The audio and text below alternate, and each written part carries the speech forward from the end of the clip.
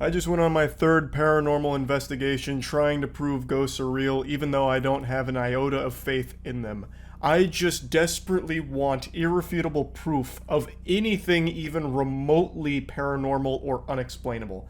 So, for the last 6 months, I've been doing ghost hunts and investigations using all of the top of the line ghost hunting equipment. I've studied up on all of the proper techniques. I've done the proper techniques. I've broken every rule in the book, just trying to elicit any kind of demonic, ghostly, any kind at all, anything spiritual, just to see if I can finally have some kind of experience and prove that this stuff is real.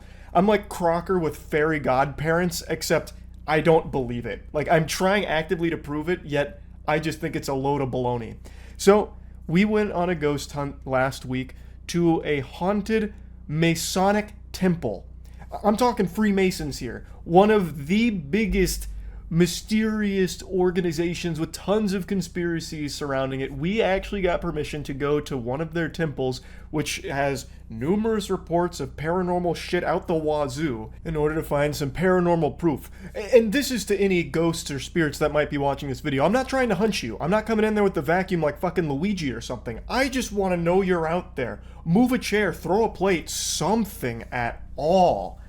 Jesus Christ. I'm not here to try and perform an exorcism or anything. I just want to know that you're there.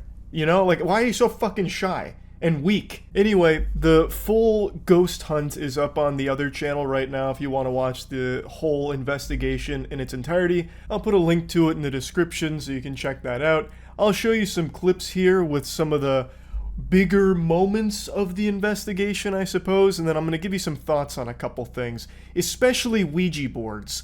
You can see the two people who died in this house. They used to live in it till they died. Yep, and they still live in it as ghosts. Yeah, at least they would if I believed in them. Anna, Annie? You can't see her! Oh, yeah, you can.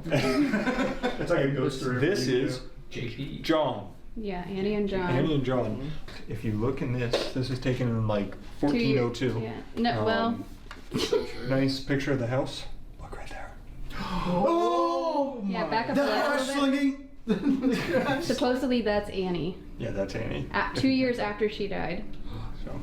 Is when this picture was taken. Let me take a good look at that. Yeah. I'll find the Photoshop. Should definitely mention that since this is still an active Masonic temple, it has security cameras set up.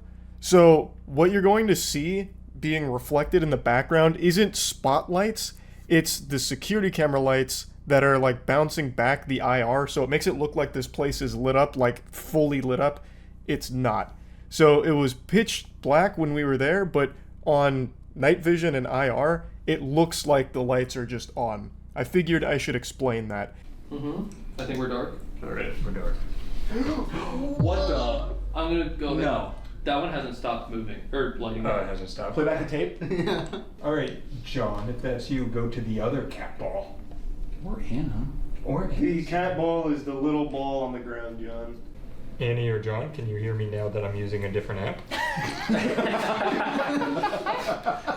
They're like, oh, I'm so sorry. Holy shit! They can hear you! You scared the shit out of me, for real. That's crazy. Well, he said there's rats here. I was like, oh, a rat. No, I would see a rat on this. Here's what I'm gonna say. That's the best we've gotten. So ask ever, yes, yeah. ask yes, no questions then. All right, Okay, go yeah. ahead, Charlie. Let me see what it takes to even make one of those light up. Yes. Do Wait, that's some not heavy easy. movement by Matt's. Oh my god. Oh, so it had to be moving in that room? That was cool timing. That was something. I'm talking to you now, John. Can you talk back, please? I've got nipples, Greg. Can you milk me? It's 88.1 degrees. Wait, it's only if it gets colder. Yeah. Yeah, we that's want it to warm. get cold. Do I have a fever? Y'all ain't seen a smoking hot ghost like Annie, though. Yeah, let's move to this. I think room. Maybe, yeah, they want to welcome us into the parlor, I bet. Yeah.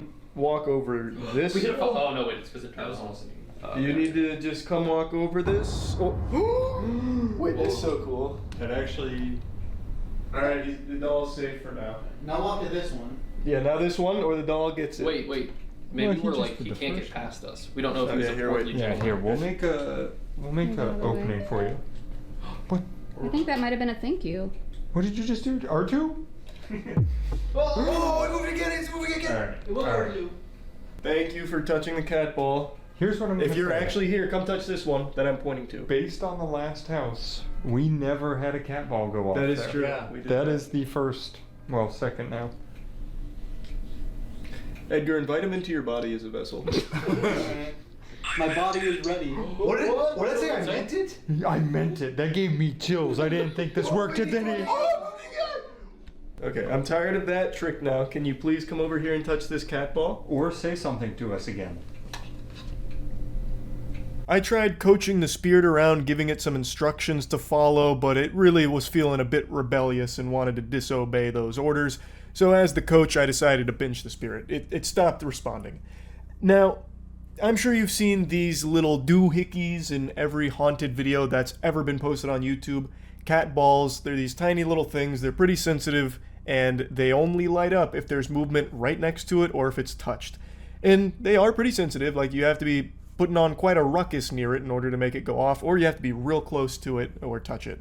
But in this case, I don't think anything inexplicable was afoot. I don't believe there was a spirit fiddling with the cat balls in the shadow realm or the upside down or anything.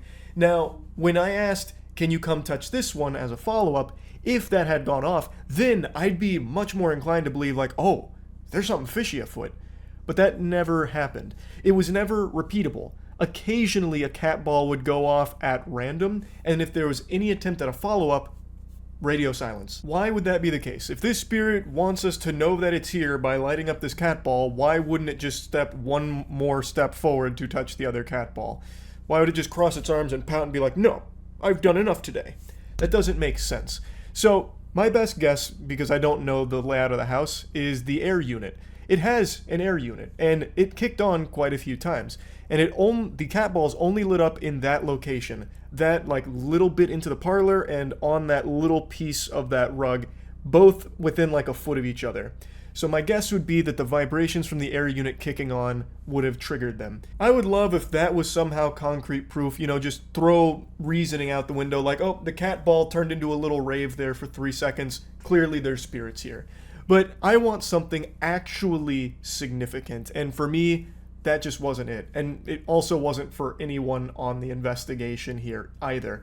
If it was like repeatable, like do that again and it did it again, or come over here and do this and it did it, that would be pretty strong evidence, especially if the cat balls were more spread out as opposed to the ones lighting up being very, very close to each other. But that wasn't the case here. I should also mention we used a phone app as for our spirit box as opposed to just using like a normal spirit box that we've used in the past. Apparently phone apps, according to some people, are actually better for it, so I think that was still fine. It didn't really do anything at all. There was no real communication there, but the words you hear being said to us through Matt's phone are that app translating what's being said through the spirit box.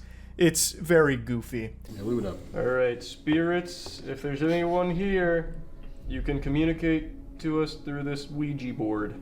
Or touching any of the cat balls on your pentagram. Or we've got a phone too. Just yell at us. The ghost doesn't want to see us fight, guys. That's very fair.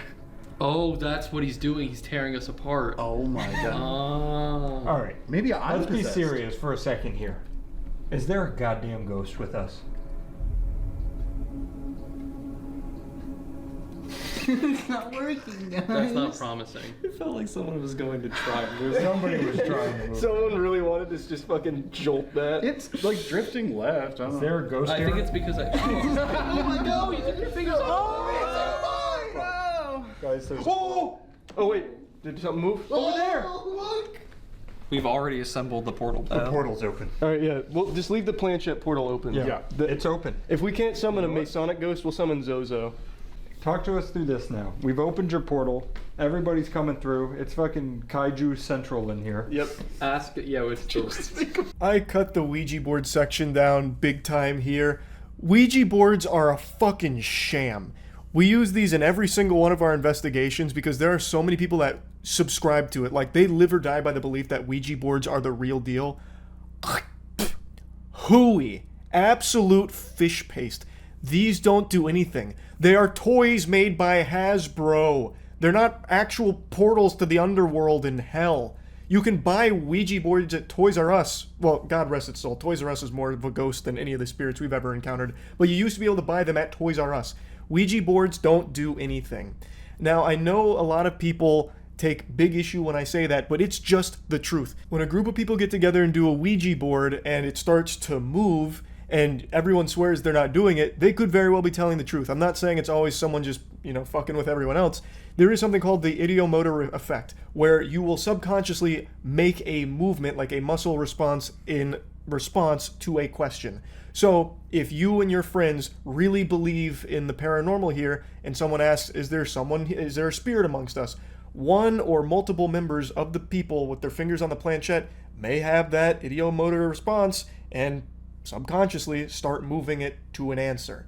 That's just like the actual explanation for how it works. But when you have people that are completely skeptical of all of it and they all put their finger on the planchette and everyone's like, it's all square, no one's going to be like pushing it around to fool with everyone, nothing happens because it's not real.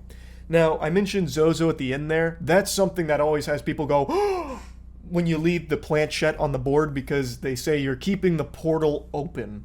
And there is a demon of the Ouija board called Zozo who will possess you and all kinds of shit. Again, load of barnacles. That doesn't happen. We decided to just keep the Ouija board and the planchette on it for the entire time we were there. From that point forward, nothing. No Zozo, nothing on the Ouija board, nothing in general. Now this upstairs room though, which you're catching a glimpse of here, you can see it in its entirety in the full video on the other channel. This is where the Freemasons actually have their meetings, so this room is horrifying. This room is actually spooky. And a weird thing about this room is our night vision and our infrared didn't work. We went from the hallway, which had a security camera, so it looks like the lights are on, unfortunately, but we went from the hallway, we would go into this room, and then it's pure darkness. I don't know why, none of us understood why, but the IR and the night vision did not work in just that room, which is why you see like 2 flashlights set up in the background aiming straight up, because otherwise you wouldn't be able to see anything for the footage. So in those shots, there is actually light there because of that. Don't know why, don't think it's anything paranormal. I think whatever the Freemasons are doing up there, they've got some kind of like low-grade EMP device just in there or some shit that takes down IR and all of that. I don't know, but I just wanted to explain that. That is a very weird room for sure. Now, after many other failed attempts, there was a moment where Chelsea said that she felt something grab her calf. Chelsea is someone who does believe in the paranormal, and there's nothing I can really say or talk about in regards to that. That's something she believes she felt. We didn't see anything, but I did want to mention that. It's in the full video. What I want to show is when I went on my solo mission, where, per usual, I just went to the most haunted spot in the facility by myself, giving the spirits the optimal chance to just have a heart-to-heart with me. A conversation, Just kick back, shoot the shit. So, I'll show you how that went. No energy. How do we fix that? How do we improve your energy? Like with calories? Carbs? We got a carbo load? What is the solution to that? No dice, huh? Alright, maybe nobody in this room. I'm going to leave this room now.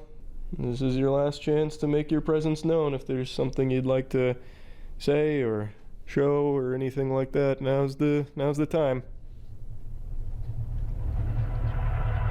Well, it was worth a shot. Maybe on the camera footage you'll see something. It said, "Closer, Ashley."